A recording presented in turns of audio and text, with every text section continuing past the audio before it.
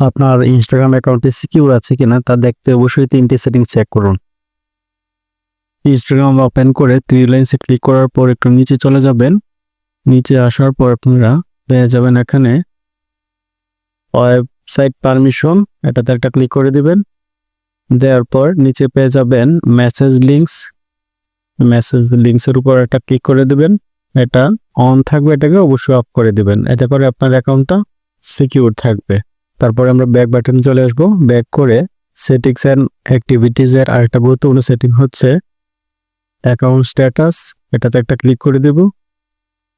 এখানে ক্লিক করার পর আমরা এই সবগুলো অপশন ঠিক আছে কিনা এগুলো চেক করে নেবেন, কোনো ভায়োলেন্স আছে কিনা মনিটাইজেশনের ক্ষেত্রে। তারপর আবার চলে আসবো ব্যাকে, উপরে পেয়ে যাবো অ্যাকাউন্ট সেন্টার, এটাতে একটা ক্লিক করে দেব। তারপর এখানে পেয়ে যাব ইউর ইনফরমেশন এবং পারমিশনস, এটাতে একটা ক্লিক করে দেব। দেওয়ার পর